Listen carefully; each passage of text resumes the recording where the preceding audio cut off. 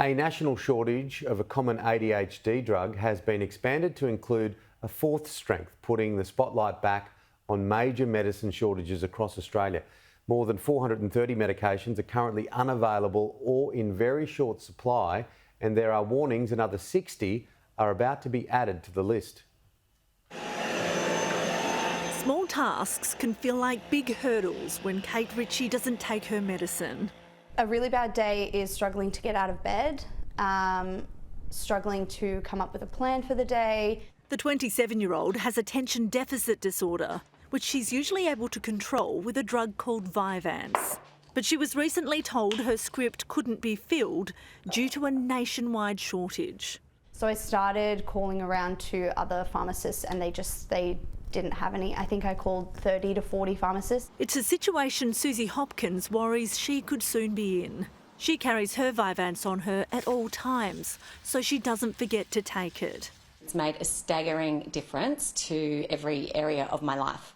The registered nurse and ADHD coach is prescribed a high dose of the drug, which at this stage is still available. But she fears what would happen if the strength she requires ran out, including how it would affect her business and her 9-year-old son. I'd be late for pick-up and drop-off, and I would forget to remind my son what he needs to take to school. The worst bit is things like leaving the house unlocked and leaving hot plates on. More than 430 drugs are currently included on the Therapeutic Goods Administration's national shortages list. Around 60 more are expected to be added in the weeks and months ahead, including medicines for Parkinson's disease and rheumatoid arthritis, as well as a common antibiotic used to treat urinary tract infections. Pharmacist Adele Tehan is delivering disappointing news on a daily basis. It won't be available till mid-April, and even then we don't know for sure. She always tries to offer solutions, but sometimes they cost more. That's the alternative.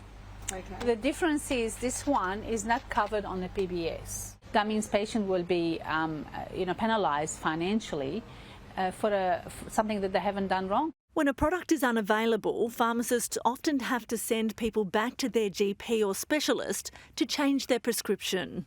It is causing a little bit of additional work. Anytime that we find that we're having to redo a script or redo a medication, that is extra time for us, but it also can be frustrating for the patients. Pharmacists are calling on the government to remove the red tape that often prevents them from offering patients alternative medications to ensure they get the treatment they need. If we're not going to make the stuff here in Australia, we either need to pay more to make sure that we are a higher priority of a country, or we need to give pharmacists the authority to be able to change the prescriptions. In some cases, the shortages are likely to run for many months. They're caused by a range of factors, including global manufacturing and supply issues. In a statement to Sky News, the Health Department said it's not the role of the TGA to coordinate the supply of medicine in Australia.